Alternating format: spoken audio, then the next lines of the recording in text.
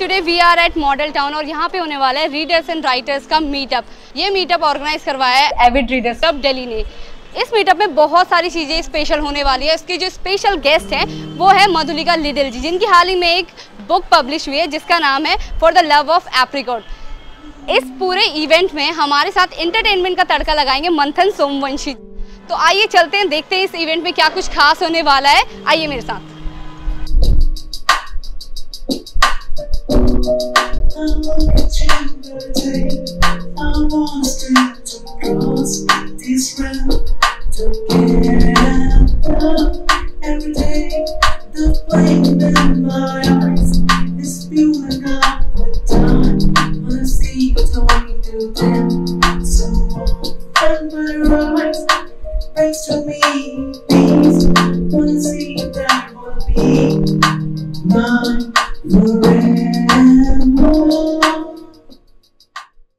Madhulika ji, welcome to DNN 24। Thank you. कैसी हैं आप? बस बढ़िया। This has been such a good event. आपकी जो रिसेंट नोवेल है for the love of apricots, तो आप मुझे इसके बारे में बताइए थोड़ा सा। ये बुक किस बारे में है? ये नोवेल आपने क्या सोच के लिखी? ये एक रोमांटिक नॉवेल है। तो इसके जो पात्र हैं वो मुक्तेश्वर में रहते हैं, कुमाऊं में, और जो औरत है वो 40 साल की है, शादीशुदा नहीं है। और आप सोचेंगे कि ऐसी औरत को भाई प्यार कहाँ से मिलेगा, पर है, प्यार है और काफ़ी सारे फल हैं। खुबानी इसमें बहुत मेजर पार्ट प्ले करती है। और वहाँ के आसपास गांव हैं, वहाँ पे पहाड़ हैं। और मैंने कोशिश की है कि एक ऐसा उपन्यास बनाऊं जिसमें सब चीज़ें साथ साथ मिलें, कि मतलब प्यार भी है और आसपास के लोगों का प्यार भी है। जैसे कि आपने बताया ये जो कहानी है ये कुमाऊं रीजन के मुक्तेश्वर की है। तो आपने, जैसे कि मैं जानती हूँ कि आप जो है असम से बिलोंग करती है, तो ये ख्याल कैसे है कि आपको जो है स्टोरी लिखनी है वो भी उत्तराखंड के एक गाँव के ऊपर? एक्चुअली मैं असम की हूँ नहीं, मेरा जन्म वहाँ हुआ था, पर वो इसलिए क्योंकि मेरे फादर की पोस्टिंग वहाँ थी। तो मैं असम छोड़ दिया था मैंने जब मैं 3 महीने की थी, तो मुझे असम के बारे में कुछ नहीं पता। पर काफ़ी बचपन से ही, करीब मैं 12 साल की उम्र से दिल्ली में रह रही हूँ। और तब से हमारा था कि लगभग हर समर में हम पहाड़ों में जाते थे छुट्टी मनाने के लिए। तो या तो हम कुमाऊं जाते थे या गढ़वाल जाते थे। और उसी से मेरा हिमालय के लिए बहुत ही जैसे कहते हैं ना, डीप लव हो गया। मतलब जिस तरह का प्यार इसमें है वो मेरा प्यार कुमाऊं के लिए है, तो इसीलिए। तो जैसे आपने अपनी स्टोरी में ना पूरे कुमाऊं को जो है वहाँ की हिल्स के बारे में या मुक्तेश्वर के बारे में लिखा है, तो कैसी जो कुमाऊं रीजन की जो हिल्स है उन्होंने आपका जो है बेस बनाया इस स्टोरी को लेके? तो मैं चाहती थी कि मैं कोई बचपन शुरू से ही, जब से मैं किताबें लिख रही हूँ, जब से मैं कहानियाँ लिख रही हूँ, मैंने काफ़ी सारी स्टोरी सेट की हैं हिमाचल में, और या हिमालय में, उत्तराखंड में, कश्मीर में। तो मेरा एक कनेक्ट है हिमालय से, जो मैं बार बार उस पर लौट के आती हूँ। तो ये जैसे आपकी बुक का नेम भी एप्रिकॉट के ऊपर है, तो आपने ये कैसे सोचा? मतलब इस पूरी कहानी में एप्रिकॉट का क्या रोल है? एप्रिकॉट जो है वो मेरे जो हीरो हैं उनका नाम विकास जोशी है, और वो उनका एक बागान है, फल का बागान, और वहाँ पे वो खुबानी एप्रिकॉट्स ही ग्रो करते हैं। तो और वो उससे कुछ इनका कनेक्शन बन जाता है विकास से, और नंदिनी जो वहाँ रहती हैं उनके बीच में एक कनेक्शन बन जाता है, क्योंकि विकास खुबानी उगाते हैं और नंदिनी खुबानी से अचार बनाती हैं। ओके। तो जैसे आपने मेंशन करा इसमें 2 कैरेक्टर है, एक नंदिनी एक विकास है। तो आपको क्या लगता है कि जो नंदिनी है वो आज के समाज में, जैसे कि उत्तराखंड में मुक्तेश्वर एक छोटा सा गाँव है, उसमें एक अलग पर्सनैलिटी बन के कैसे उभरती है आपकी स्टोरी के साथ? मेरे स्टोरी के हिसाब से नंदिनी को हाँ, वो एक थोड़ी सी डिफरेंट किस्म की हीरोइन है, क्योंकि वो जैसे हमारा बॉलीवुड के समान, जैसे हमारी सोच है हमारी कि भैया 20s में औरत हो, बड़ी सुंदर हो, बड़ी ग्लैमरस हो, वही उसी को प्यार मिल सकता है। नंदिनी बिल्कुल उसके अगेंस्ट है। नंदिनी 40 साल की है, वो बिल्कुल ग्लैमरस नहीं है, उसमें कोई वो अदाएं वदाएं नहीं है जो हम समझते हैं कि भाई हीरोइन में होनी चाहिए।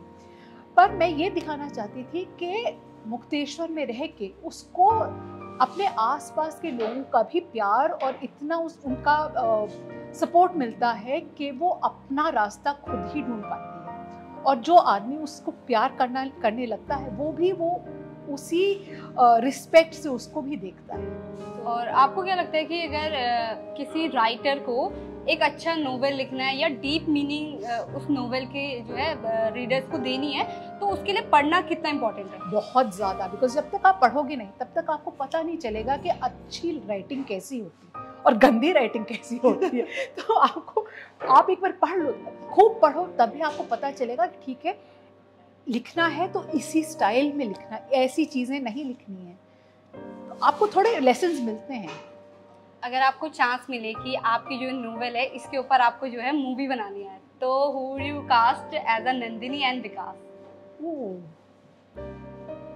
मुझे, मैंने सोचा नहीं है, but yeah it would be somebody who is I don't know, I think Farhan Akhtar would be a very good विकास।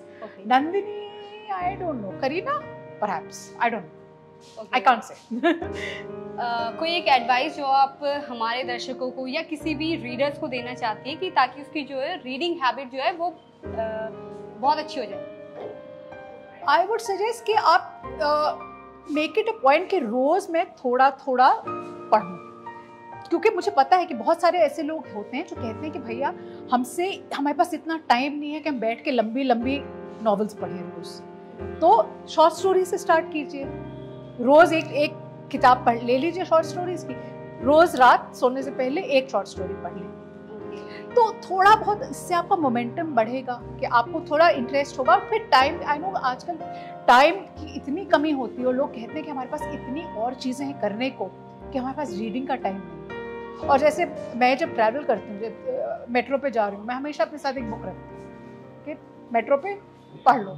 तो 2014 में आपने जो है एक सीरीज लिखी थी मुजफ्फर जंग के ऊपर, जो कि पूरी बेस्ड है उन मुजफ्फर जंग की लाइफ के ऊपर, कैसे वो जो है एक डिटेक्टिव बना ऑल अराउंड मुजफ्फर जंग। तो आप मुझे बता सकती हैं ये स्टोरी बाकी जो डिटेक्टिव स्टोरीज होती है उनसे कैसे अलग है? मुजफ्फर जंग एक्चुअली एक बहुत इम्पॉर्टेंट जॉनर है लिटरेचर का, वो है हिस्टोरिकल डिटेक्टिव। डिटेक्टिव स्टोरीज तो बहुत हैं, पर इंडिया में हिस्टोरिकल डिटेक्टिव्स नहीं थे। हिस्टोरिकल डिटेक्टिव मीन्स कि वो जो डिटेक्टिव है उसकी पूरी कहानी किसी हिस्टोरिकल पीरियड में लिखी हो। तो आप बाहर अगर जाएंगे तो अगर सपोज यूके यूएसए में बहुत सारे हिस्टोरिकल नॉवेल्स हैं, ऐसे डिटेक्टिव नॉवेल्स। तो मतलब जैसे प्राचीन यूरोप में, रोम में, या प्राचीन इजिप्ट में, ऐसी जगहों पे बहुत ये सेट हैं कि इस काल में एक आदमी या एक औरत डिटेक्टिव का काम कर रहे हैं। तो मैंने जब ये पढ़ी बाकी किताबें, मैंने कहा अरे इंडिया की तो हमारी इतनी अच्छी इतिहास, इतनी अच्छी और इंटरेस्टिंग हिस्ट्री है, तो ये क्यों नहीं हम भी करते हैं। तो फिर मैंने पहला ये लिखा मुजफ्फर जंग के बारे में। 2014 में इसका 4th एडिशन आपने पब्लिश किया था, क्रिम्सन सिटी। तो बाकी जो इस सीरीज के जो बाकी पार्ट है उससे क्रिम्सन सिटी कैसे अलग है? क्रिम्सन सिटी एक्चुअली जो पहली बुक थी मुजफ्फर जंग की, that was called the Englishman's cameo, 2009 में पब्लिश हुई थी, और ये फर्स्ट मुजफ्फर जंग बुक थी। मुजफ्फर जंग क्योंकि मेरी फर्स्ट बुक थी, तो मुझे लगता है कि उसमें कोई इतनी ज़्यादा अकम्पलिश नहीं थी जितनी मेरी बाद में। जैसे जैसे वही कहते हैं ना कि आप प्रैक्टिस करोगे तो आप बेटर हो जाओगे। Practice makes man. तो हाँ, exactly, practice makes a man perfect. जब तक मैं क्रिम्सन सिटी पे पहुंची, मुझे पता था कि अच्छा किताब लिखनी है, ऐसे लिखनी चाहिए। तो I think what happened was कि क्रिम्सन सिटी तक जब मैं पहुंची, मुझे थोड़ी मेरी अपनी कॉन्फिडेंस अच्छी थी और मुझे समझ में आ गया था कि ये कैसे लिखना चाहिए, तो कैसे हिस्ट्री को कितना बैलेंस करना चाहिए मिस्ट्री के साथ, कहानी कैसे फास्ट होती है, सस्पेंस कैसे बिल्ड करते हैं, कैरेक्टर्स कैसे इंटरेस्टिंग बनाते हैं। तो आई थिंक वो ये था कि प्रैक्टिस से बेटर हो गई थी। अच्छा, जैसे आपने कहा ना, मिस्ट्री रखना एक बहुत जरूरी है। अगर आप एक डिटेक्टिव बेस्ड स्टोरी लिख रहे हैं तो उसमें मिस्ट्री होना बहुत जरूरी है, इंट्रिगेसी होनी चाहिए। तो जब आप प्लॉट ड्रॉ करते हैं इसका कि आपको जो है ये स्टोरी लिखनी कैसे है, तो उस टाइम पे आपके दिमाग में क्या थॉट्स रहते हैं? उफ, बहुत चैलेंजिंग होता है। और ये एक नहीं, मुझसे ये नहीं हो पाता कि मैं पूरी प्लॉट करूं। थोड़ा मेरा रफ आइडिया होता है कि ऐसे जाएगा, बट उसके बाद जैसे स्टोरी प्रोग्रेस होती है बदलता रहता है। तो इसीलिए डिटेक्टिव नॉवल लिखना बहुत डिफ़िकल्ट है, मुझे तो बहुत ज़्यादा चैलेंजिंग लगता है। तो इसीलिए मैंने पता नहीं पिछले 10 साल से नहीं लिखी है, एक भी डिटेक्टिव नॉवल नहीं लिखी है वो, क्योंकि उसमें घुसना फिर से बहुत ही पेचीदा चीज़ है। थैंक यू सो मच अपना वैल्यूएबल टाइम हमें देने के लिए। Thank you. मैं घना अंधेरा हूँ, चाहे मेरी पलकों पर रोशनी के घर रख दो, खुशबुओं से नहला दो, खुशबुओं से नहला दो, इन सुलगती आँखों पर तितलियों के पर रख दो। मैं घना अंधेरा हूँ, चाहे कोई मौसम हो, दिन गई बहारों के फिर से लौट आएंगी। चाहे कोई मौसम हो, दिन गई बहारों के फिर से लौट आएंगे। एक फूल की पत्ती, एक फूल की पत्ती अपने होंठ पर रख कर मेरे होंठ पर रख दो, खुशबुओं से नहला दो, इन सुलगती आँखों पर तितलियों के पर रख दो। मैं घना अंधेरा हूँ, मेरा तन दरख्तों में इसलिए झुलसता है, सख्त धूप सहता है। मेरा तन दरख्तों में इसलिए झुलसता है, सख्त धूप सहता है। क्या पता तुम आ निकलो, क्या पता तुम आ निकलो और मेरे कांधे पर थक के अपना सर रख दो, खुशबुओं से नहला दो, इन सुलगती आँखों पर तितलियों के पर रख दो। मैं घना अंधेरा हूँ। नॉर्थ दिल्ली में मैं रहती हूँ शुरू से, और मैं देखती रही कि मॉडल टाउन नॉर्थ दिल्ली जैसी जगह पे कल्चर, आर्ट्स और रीडिंग की जो कैपेबिलिटीज़ है उसको डिमिनिश होते हुए देखा, यंगस्टर्स में और हमारी उम्र के लोगों में भी। 2019 में मैंने सोचा कि ऐसा एक ग्रुप लाया जाए। आपने देखा है किटी कल्चर तो बहुत प्रेवलेंट है दिल्ली में, पर किताबों के बारे में बातें होनी बंद हो चुकी थी। 2019 में मैंने ये सोचा कि क्यों ना एक ऐसा क्लब लाया जाए जहाँ पे हम लोग ऑथर्स और रीडर्स का जो गैप है वो ब्रिज कर सकें और रीडिंग को और इनकरेज करता जाए। उस टाइम पे मुझे ऐसे लगा कि शायद मैं भी कम किताबें पढ़ रही हूँ, मुझे ऐसा एक क्लब चाहिए, ऐसे दोस्त चाहिए, ऐसे को मेंबर्स चाहिए जिनके साथ बैठ के मैं अपने आइडियाज़ रिफ्लेक्ट कर सकूं, जिनके साथ बैठ के मैं वो किताब पढ़ना चाहूँ और डिस्कशन करना चाहूँ और कुछ इंटेलिजेंट बातें कर सके जो कि कपड़ों से, बैग्स से और मटीरियलिस्ट चीज़ों के भौतिकता से थोड़ी सी अलग हो। तो इसीलिए ये बुक क्लब शुरू किया गया। कोई एक बुक जो आप हमारे व्यूअर्स को रिकमेंड करना चाहेंगे जो आपकी फेवरेट हो?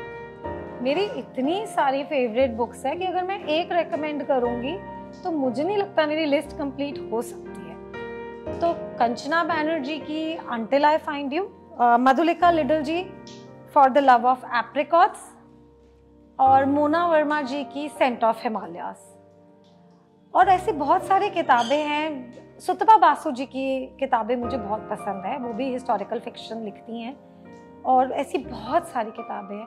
मैं शायद नाम लेते लिखते शाम हो सकती है। स्मिता दास जैन एक ऐसी ऑथर है जिनकी किताबें मुझे बहुत पसंद है। So thank you to avid readers club, also the club I have created and people have created, and to the authors who have helped us to grow, help us to evolve. आप पहले मुझे अपना नाम बताइए। मैं गरिमा श्रीवास्तव। गरिमा जी, आपने ये novel पढ़ी है? हाँ जी, बिल्कुल। तो आप मुझे थोड़ा सा ब्रीफ समरी देंगे, क्या आपको पसंद आया इस पूरी नोवेल पढ़ने के बाद? आपको क्या सब चीज़ें ज़्यादा पसंद है? देखिए, ये रोमांटिक बुक है और बहुत ही इजी रीड है, कूल ब्रीज है, and you just cruise along it. आपका मन करेगा, आप इसे बस आप रखना नहीं चाहेंगे। अनपुट डाउनेबल बुक जैसे होती है वैसी है ये। और इसमें कहानी है नंदिनी माथुर की, जो कि मुक्तेश्वर में रहती हैं और उनका पिकल का बिजनेस है, जो pickle cooperative society, women's pickle cooperative society run करती हैं।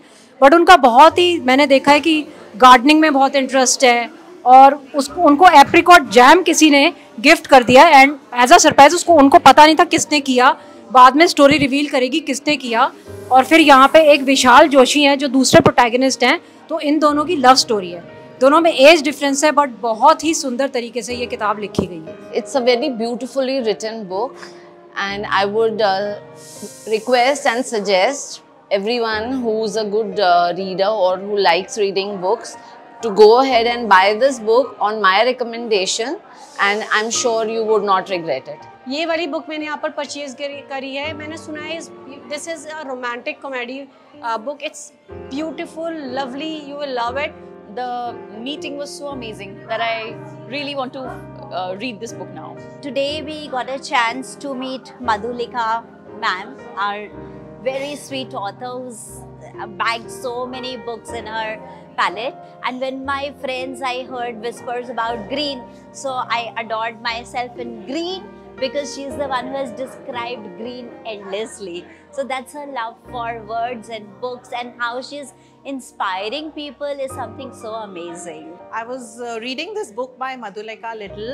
The book was amazing. It's a thriller and really excited to read the book. And now I'm looking forward to the next one, Love of Apricots, which I've heard so much about that I'm really excited and eager to read this further. It was wonderful meeting the author. The event was very well conducted. And thank you to Avid Readers Club and to the author, Madhulika Little, for being such a wonderful, wonderful person. Thank you.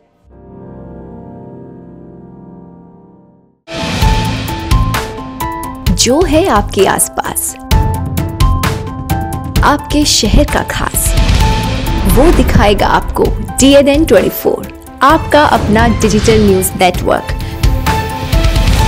तो फिर कीजिए like, subscribe और follow.